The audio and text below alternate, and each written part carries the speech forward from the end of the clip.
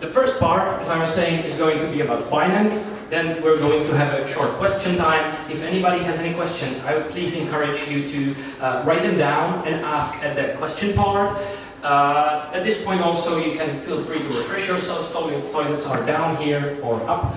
And there is a horror story, which is not very usual in the world of finance and real estate. And then Nick is going to handle the real estate part. Now, can we start? Everybody ready? Yes. Super. Before I continue, I would like to ask, who is here, who is part of the Czech Expats Property Owners group on Facebook? Can you please raise your hand? Okay, most of the people here. Those people maybe know me. Who don't, I'll introduce myself very shortly. Now you see the finance part, and this is the agenda. I will walk you in about 40 minutes with introduction of myself or of our company, where the market is right now. I don't know how long you are in the Czech Republic. You might be here 1 year, or 5 years, 10 years. You might be already a skilled investor, so some of the information will not be too new for you. But I will say how it is on the market right now. So if you were dropped into Czech Republic, you should know pretty well what's happening. Brief history, so that has to go along with this, because everything is relevant to certain actions. So I will explain what happened that we are in this situation. Looking into future, I was looking to buy a crystal ball, which I didn't. I couldn't find, so I will use my skills and experience to predict the future with no guarantee.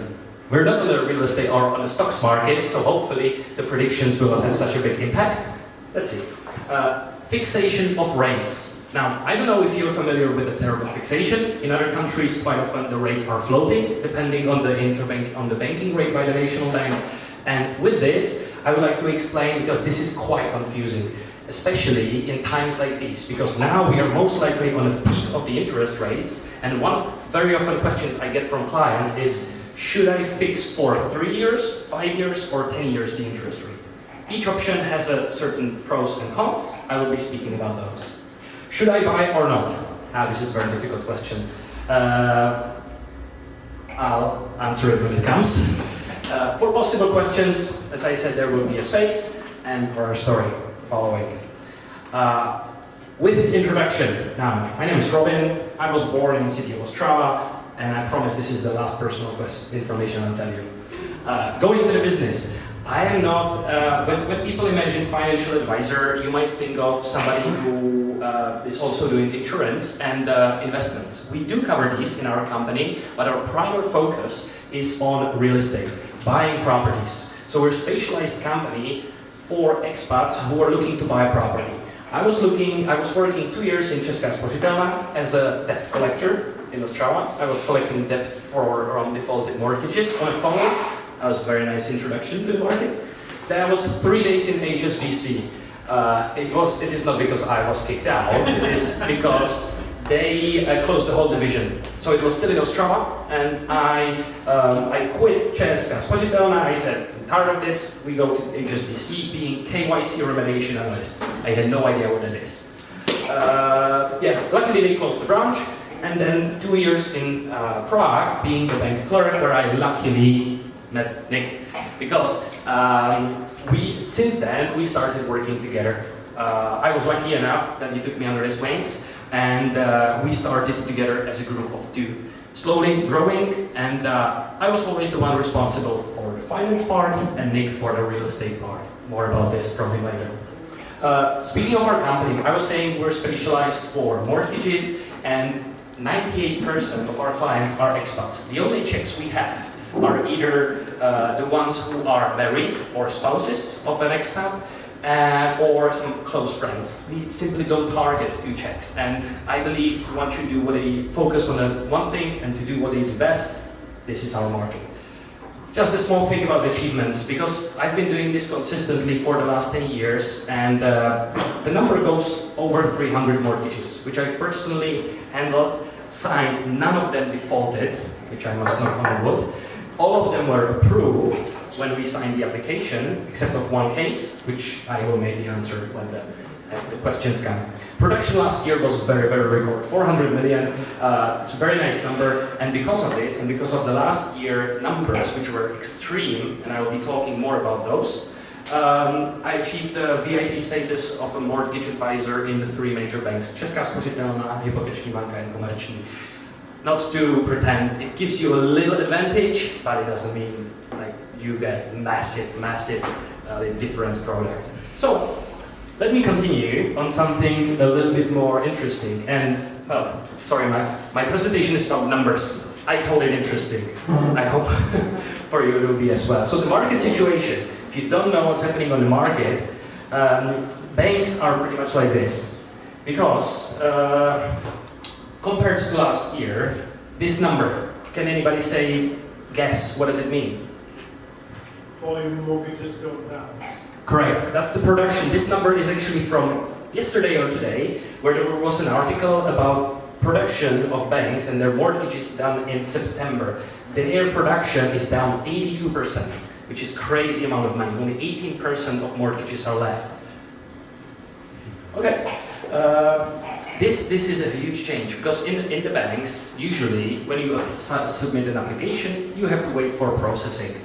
This can take 1 week, 2 weeks, because bankers are busy. Last year, it was a mess, honestly, because the bankers, they had so much work, they were falling in big delays, and it had some small consequences for clients. We had to maybe postpone the reservation. It happened very rarely. This year, it's complete opposite. I'm having bankers calling me saying, "Hey Robin, do you have any more business?" Which never happened before. With this, I want to demonstrate the market is this year, 2022, in my experience, is the biggest change. And this is also what this presentation is about, because it's not for, let's say, not for the very beginners. I'm not going to explain the very basic mechanics for this. I would love to meet anyone who is interested. But this is to bring you update how the market is right now. A lot of changes, and this is by far one of the biggest changes happening. Banks are hungry for business, which puts you in a quite good position. Now, I'll explain these. So these are current restrictions which are on the market right now. DSTI, debt service to income, the number 50 to 45%, and DTI, debt to income. They came to effective in April this year. They are actually enforced by the Czech National Bank. Back then, before, Czech National Bank could do only suggestions. They could suggest to banks, banks, you should not borrow more than, or use these coefficients. Right now, they have the right to enforce it with sanctions since April. So, the numbers, they unified among the banks. It used to be the way that in each bank, you could get a little bit different amount. And that's what the DSTI is about. 50% says you can spend 50% of your net income onto repayments of all products. So if your income is, I'll just use example of 100,000 net per month, that means that you can be spending 50,000 per month on repayments, including what you already have. The second limitation, DTI, says your total debt, including all the products you have, credit card, loans, car loans, mortgages, can be no more than the coefficient of 9.5 times the annual net income. The number after the slash is applying for people with age of 36 and above. So this is what the Czech National Bank brought. This April is the 36 years mark. With this, they want to, let's say, stimulate a little bit younger people so they can get a little bit more money. There was discussion, should it be the other ways around? We're not here for that. The DTI used to be the limiting factor until the rates hit about 3.3%. Once the rates get higher, it's not relevant anymore, as long as we're speaking usually of the maximum duration. The DSTI is the main factor we're watching, because that's what's limiting clients. If somebody wants to borrow as much as possible, we will reach to the DSTI limit sooner than the DTI. And as soon as one of them is breached, you cannot proceed further with the mortgage amount. Speaking of, this is called loan to value, LTV. You might see this term used quite often at financing, and it means compared to the collateral value of the property, not purchase price. In most cases, purchase price equals to the collateral value. Not always, but usually we presume it is.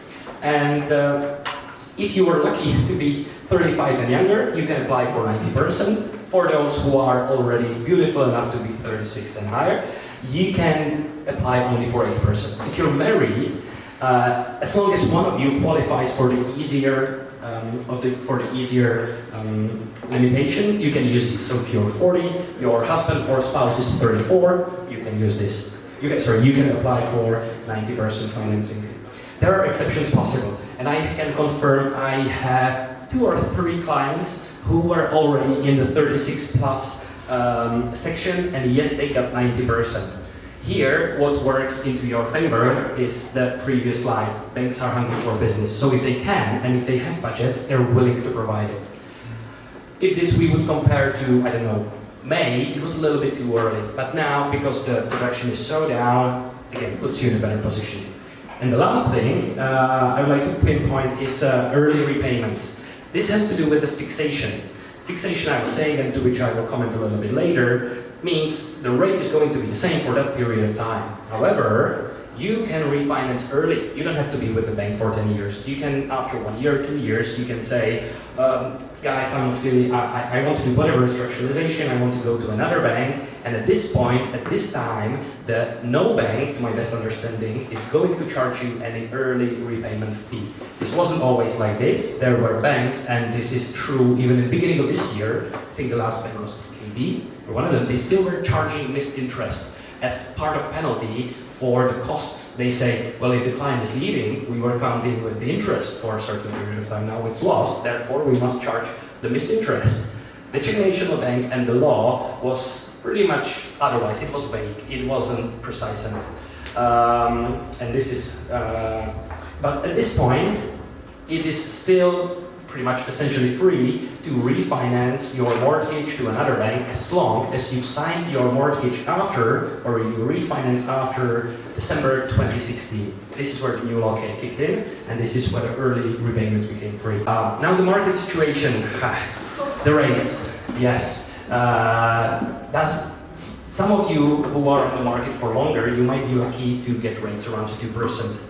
Personally, the lowest mortgage I ever did was in, I think, 4th quarter or 3rd quarter 2016, and the rate was 149 fixed for 10 years with Česká spořitelna. Yes, those people are very, very lucky, but obviously nobody knew what's coming. The rates right now, the difference is the first one is by Hypo Index, which is one of the servers. The second one is by Czech Banking Association, and this is the realized average rate on all fixations in September. So if you can imagine that this amount of people, this is the number of mortgages provided in September. And the average rate was 5.83. The 6.2 is the offering rate. So this is what you start with, you do a little bit of negotiations, and then you go down. Important to say that the mortgages which were signed in September had the rates saved from before. Meaning, if you apply or if you get a rate in September, it will be probably a little bit higher.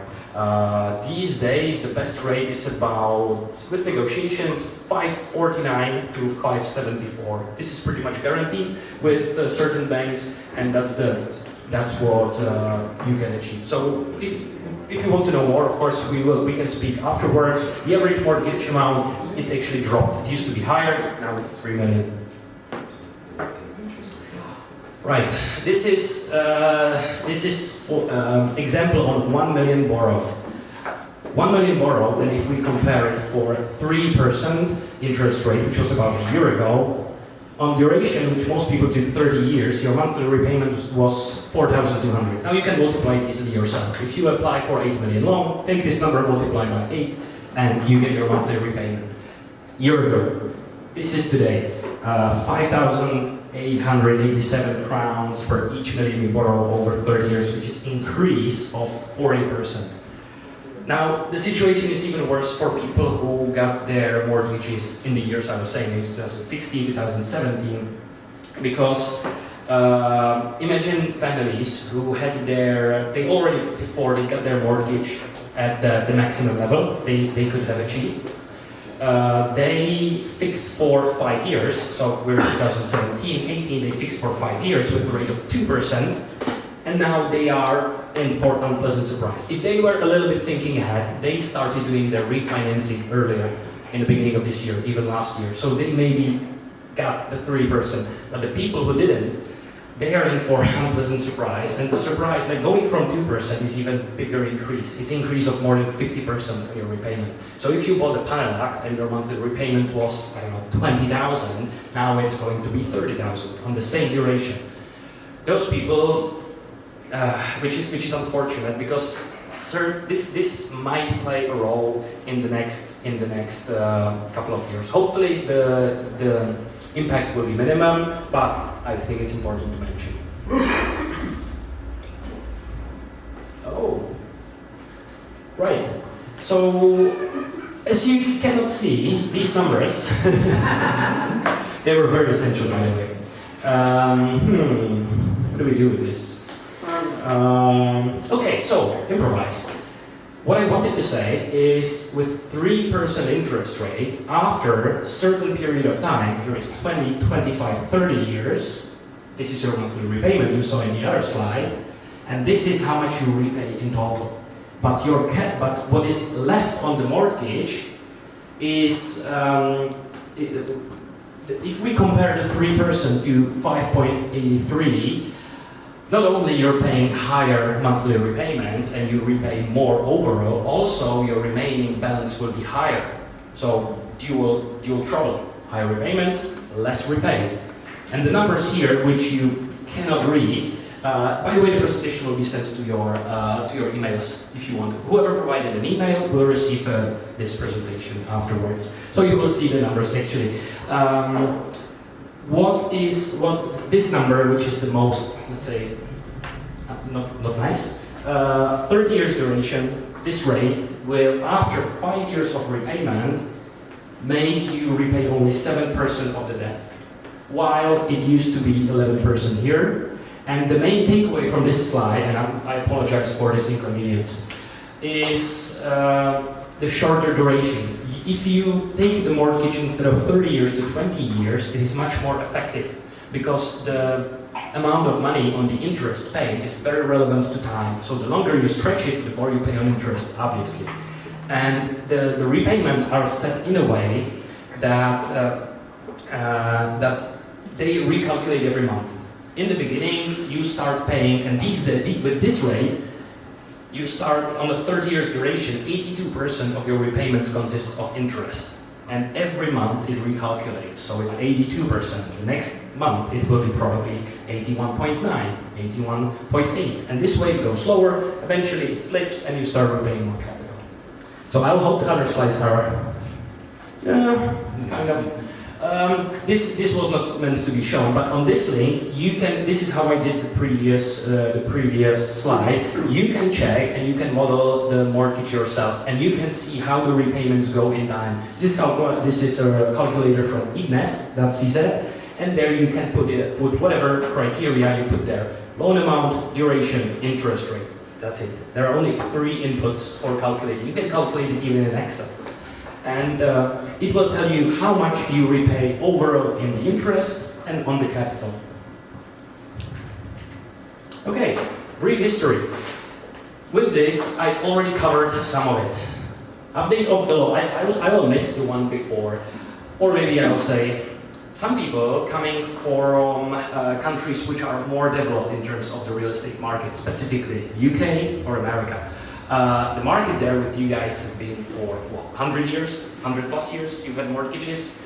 In Czech Republic, it is pretty much a new thing after the 90s, and still the 90s was, as I say, Wild West. So it started to count only after 2000s, and still the 2000s the banks were learning. A lot of mistakes happened by the banks, quite a lot of defaulted mortgages, but then with regulations, the market stabilized. And in December 2016, I pinned it as a first major point because there was an update of the loan law which gave much more flexibility to the customer. You maybe remember you can repay early the mortgage. Another thing, you can repay every year 25% of the mortgage balance for free, every year. So theoretically, if you win the lottery, in 4 years you can repay the mortgage with zero costs. This is what the law gave us. However, the law was flawed in a way that it said, In case of early repayments, banks are entitled for compensations equal to the real cost associated with the client leaving the bank.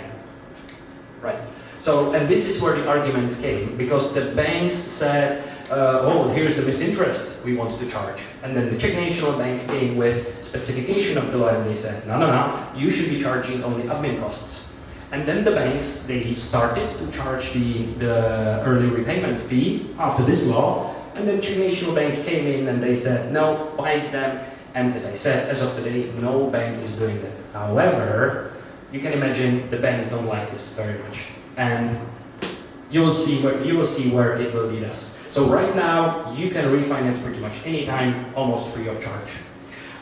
In 2018, introduction of DSTI, DTI, I was saying about this before, this is limitation. However, this was only suggestion. Back then, before 2018, each bank had their own way of calculating how much you can borrow. So for example, I had a client who said, I want to borrow as much as possible. So I knew we went to his better bank.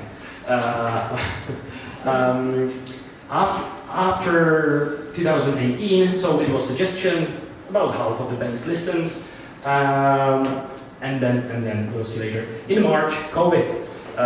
With COVID, I thought I will be without the work after the COVID came, because I thought, well, there are no tourists coming in, the people will not be buying properties, everybody will be selling, the market is in crash, but quite the opposite happened. You will see it on the slides where it's visible the interest rate. What happened with the interest rate? Because Czech National Bank, they freaked out, the same as each economy in the world, and they dropped the interest rates on the interbanking rate so the economy can work and the commercial loans can work normally.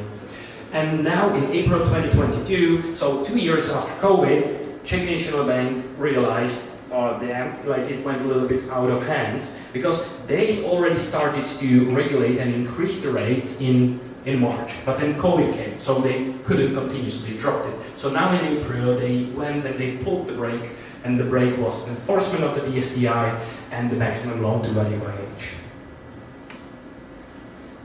Okay, with this is 2%, 3, 4, 5, 6, 7.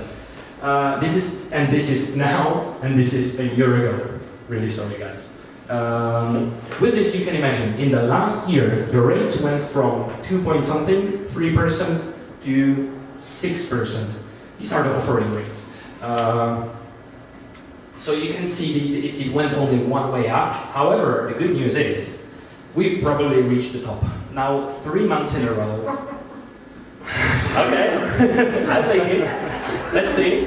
I sincerely hope we reach the top. Or if not, then it will just a tiny bit. Let's see.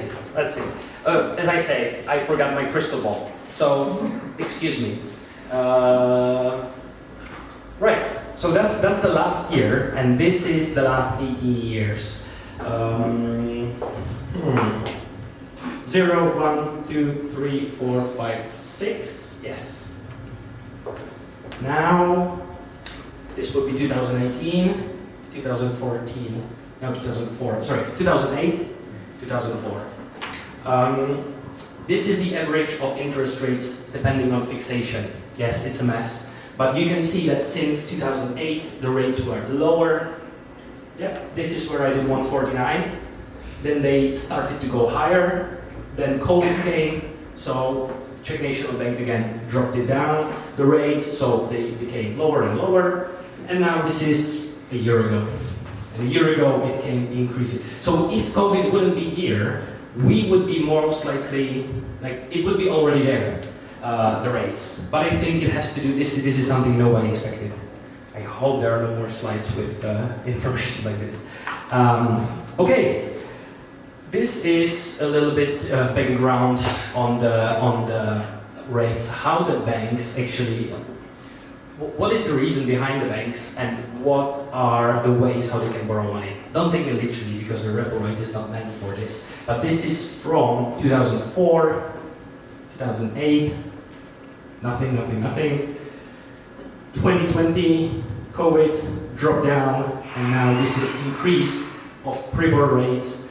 of 2-week repo rates. Now it resides at 7%. Now with the new governor, Mr. Michal in the Czech National Bank, he's not in for further increasing, but they also said they don't think of any lowering. Let's see. This is 5 years fixation, how the bank can borrow money on the private market. This is pretty flat, but the banks, they can also borrow the money, let's say, amongst each other.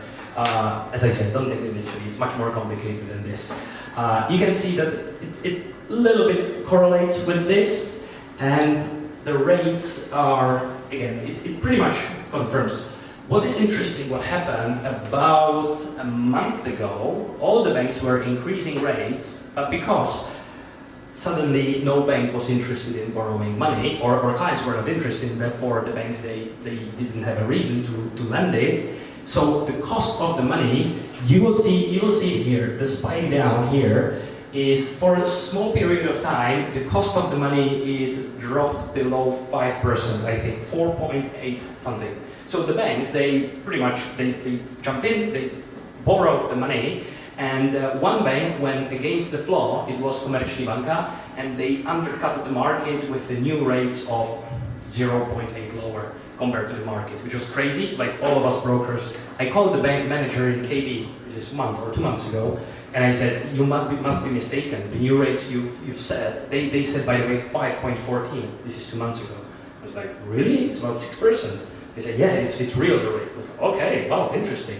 The next day, they sent an email saying, oh, sorry, it was a mistake, 5.49. Yeah, that's KB. I hope there's somebody from KB. KB, by the way, is not a bad bank. They are cheap these days. They are probably one of the cheapest. They are French, which means, of course, nothing. But they are a little bit. Sorry. They are a little bit too bureaucratic to my taste. But that's why we are brokers. I'm here to overcome all of those obstacles with you, and I'm the bridge between you and all the banks. Like whatever you want to know, I'll do my best to get the information delivered to you as painless as possible. Now, looking into the future, mortgages will be higher than 8% in the near 3 years. God forbid. Okay, hopefully not. Because the monthly repayments will be crazy. Already now, the banks cannot sell mortgages. You could see 82% down. It's crazy. So the banks right now, there is quite a fierce competition amongst the banks. So each bank stabilized around the 6%. Each bank except of mBank. mBank is 7.5%. They said, screw you guys, I don't want mortgages. So mBank is a bank which is for certain products. Besides of that, there's competition around 6%. Well, in the future goes, so that's the predictions of inflation. I don't believe this, of course. This is right now, what is it, 17%? And see, they're very optimistic. They say, oh, no problem, in 1 year, 10%, and then 2 years will be good to go back there. Inflation. So this is the thing which makes me very hard to predict the rates. Because what inflation consists of, is it internal, is it external? I'm not that educated to tell you and to tell you like what the inflation will be. I'm saying that the Czech National Bank is predicting that with the measurements they're adopting, it should get lower within the probability or a certain margin.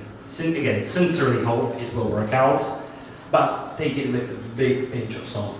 Also, but while you see that they're quite optimistic in dropping the inflation, they're not so optimistic in dropping the 3 months PRIBOR rate. Because you see it dropped quite significantly here, not so much. So it seems to be that the Czech National Bank will keep on having the interest rates higher. So I don't think there is not much good news coming in the following year, which is another slide. This is Robin's estimation. What is the probability of the rates? Please, no guarantees. I thought that you might be interested. Robin, what do you think? How the rates will be in 1 year? This is my best guess. I really thought this out. I really thought like what it would be. take, for example, one of the very hard questions, which was on in the post of the Expats Property Owners Group, was my fixation ends in 1 year. Should I already sign a new fixation with the bank or not, or wait how the rates develop? And because it is so far in the future and just on the breaking point, I was saying, frankly, I'm not sure. Because right now, if you ask me how the rates will be in 3 months, I will say pretty much the same. How the rates will be in 3 years, well, I will be a bit more positive and I will say probably 4 to 5, maybe under 4%. I don't think we're going to see rates 1-2% in the near 3 years, even 5 years, or maybe ever. That was a little bit excess. And that's why it happened, that's one of the reasons why it happened what happened. The property prices, you see what happened. And the cheap money was one of the main reasons why everybody was buying property, because it was so easy and it was so cheap. But then, you know, Czech National Bank, they had to came in, pulled the brake. Now here we are. Okay, fixation of interest rates. This is, I think, quite confusing, because I was saying that you can still these days refinance early.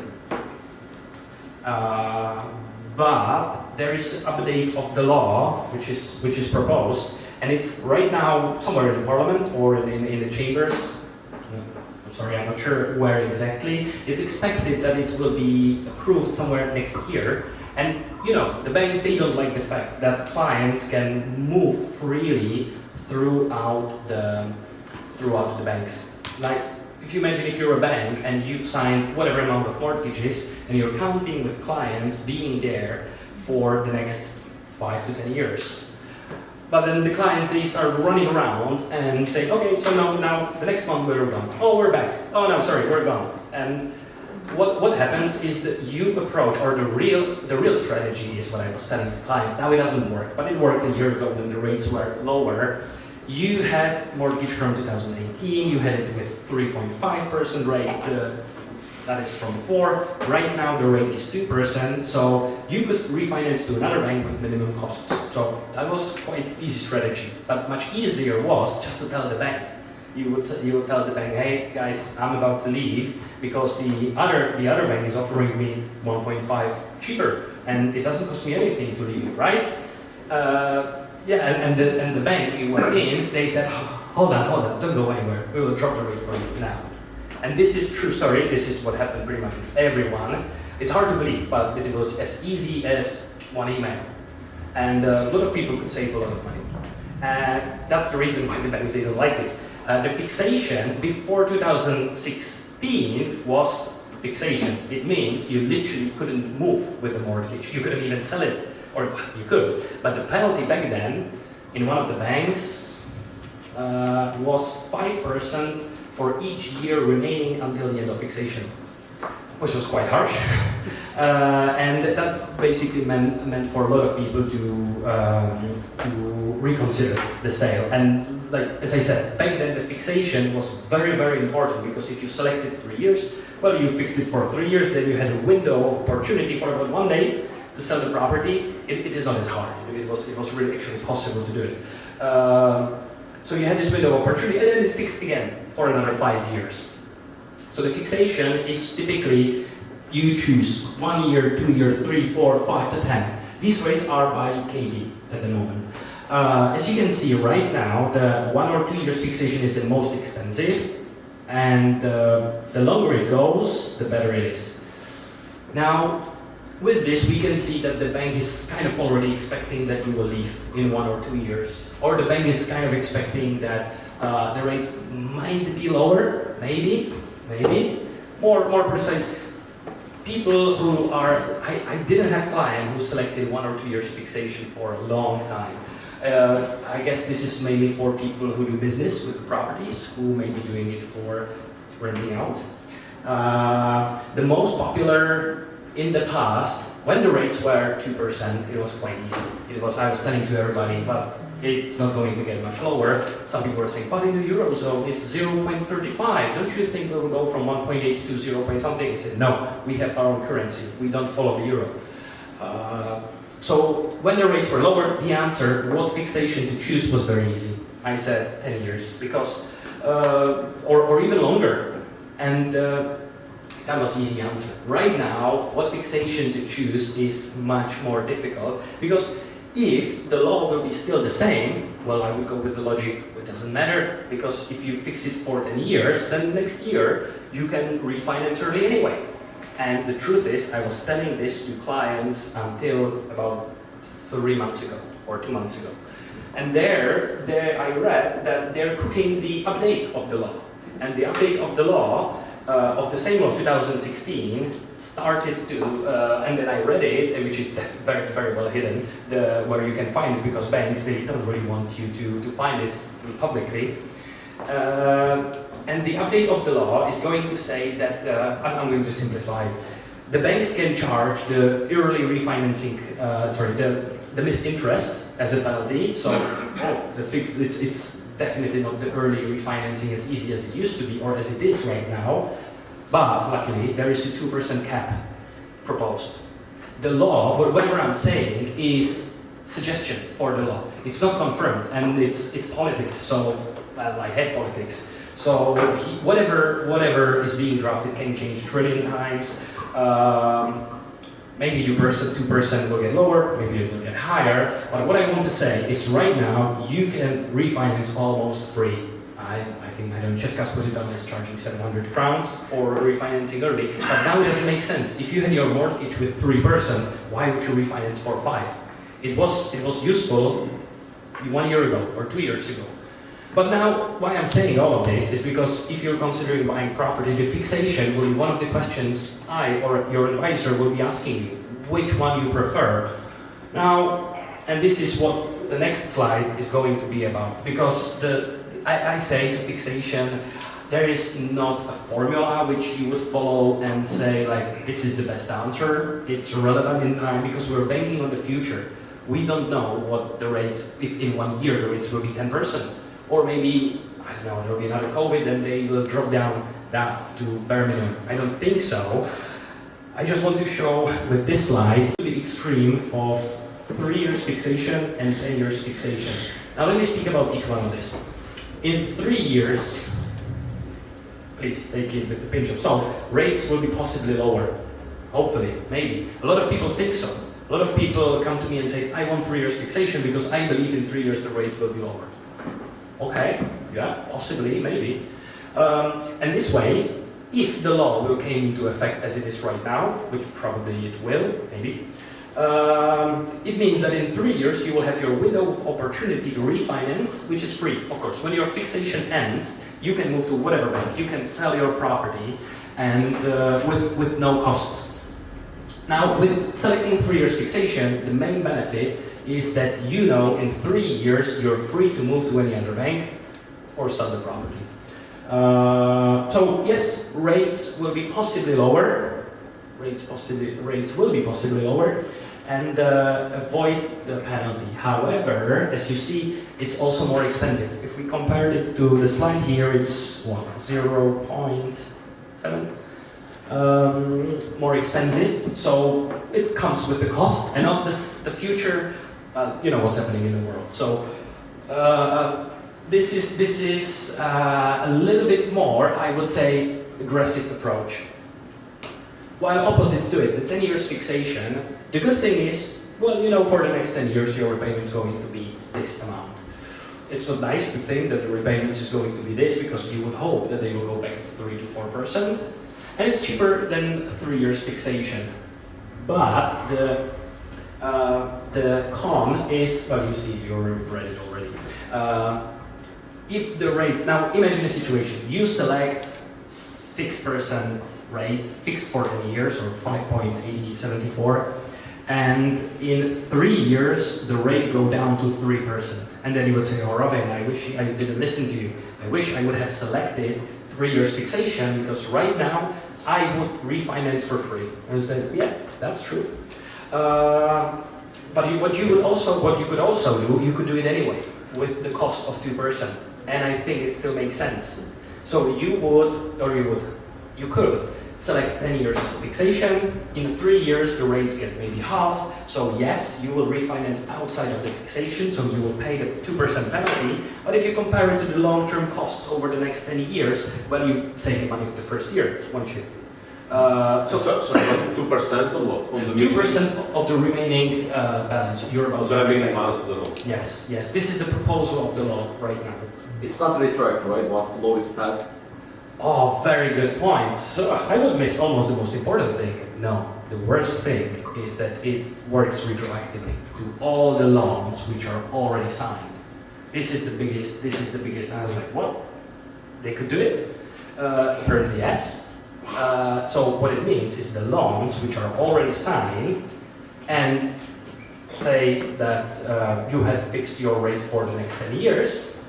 And I was telling, and well, I would take the blame, but I wouldn't know the law is about to change. I wouldn't know they can do it.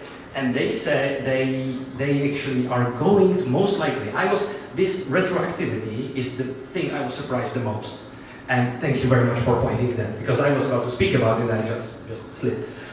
So with this is a big change, nothing we can do about it right now. Well, what we could do is, if we know the law is taking into effect, let's say next year in September, then a lot of people will come to the banks for early refinance in August or in June or July before the law will kick in, and therefore you will be saved by the law, like the no penalty for early refinancing. So I suspect that if the rates will get a little bit lower, maybe 1% within 1 year, and if the law will take into effect from September, there will be a big queue of clients, all of them trying to refinance just to save this 1%, this 1 month, and this is going to be held in the banks. Yes, so this is very important to keep in mind. This information I've posted it already in the group. Like it is in one of the posts. It's just this is let's say it makes sense. It's understandable why the banks do it, but they want their money and they don't like clients running around. Okay, now there was a picture. And is it the right time to buy? It is very relevant. Some people say, at least from the financing point of view, from a real estate, there are going to be some reasons why yes, why no. But from the financing point of view, what I say, consider shorter duration, because on the numbers you didn't see, you would see that you can minimize the impact of higher interest rate if you shorten the duration. If you take the mortgage for 30 years, you overpay a certain amount of money, which is quite high with these interest rates. But if you take it for 20 years, you drop it by, I'm sorry, I can't remember the percentage, significantly, very much. So for those people who are, and this is a very big takeaway, for those people who are lucky enough, who have high income, and who, I don't know, they are going to borrow, example, 100,000 net income, repayment 20,000 per month. So for those people, I might encourage them, but if you're confident you can maintain this level of income, if you have already a lot of savings to overcome whatever storm might come, and if you're confident on your decision, consider shorter duration. Yes, your repayments will be higher, but this way you will minimize the interest you pay to the bank over the period of time. Because you pay faster, the faster you pay, the less interest you pay back. So consider shorter duration, but only if your income allows it and if you're confident enough you can sustain it. Don't use all your last funds, it has to do with the same. Some people are really trying hard to buy a property with 90% financing, they might be 30 years old, and then they say, okay, so I will scrap all the money I have in all of my bank accounts and I will make the 10% down payment. Good thing is, you maybe know, the 4% transfer tax is gone. With COVID, the government lifted it, so now the only cost, the biggest cost when buying property is the down payment. So the 10%, but don't use your last money always, well, unless you have a family which can always pick you up. But don't use your last money for the mortgage down payment, ever, because you never know what's coming. Wait for perfect property. Now this will do with Nick's presentation. You see that on the market right now, whoever is following the market, you probably see more and more property, so don't rush the decision. few months ago, it was, okay, the rates are expected to get higher, so maybe use a mortgage promise or pre-approved mortgage, which is a mortgage which fix the rate for which you get the rate for 1 to 3 years to find a property, which is very nice, especially if the rates are expected to rise. So we did a lot of mortgages which were these pre-approved ones or mortgage promises. They were useful. I was saying, wait for the perfect property. So right now, I don't think the rates are getting higher. So just wait for the perfect property. When you see it, negotiate. I will talk about it. And think long term, because when you buy a property now, you don't think you might live in it forever. Maybe, and also it has to do with the rates. Like, do you think the rates are going to be the same for the next 10 years? Maybe it will get lower. I say when selecting the rates, and maybe I'll come back one last time to the fixation. 10 years fixation, in my opinion, if the law is going to be approved, as I was saying, 2% penalty retroactively, I think this is a safer approach. Because yes, you might have to pay the 2%, but what if the rate, what if in the world it's going to get even worse? Well, then in 3 years you will be very happy that you've selected the 10 years. So the 2%, I would call it a cost for security.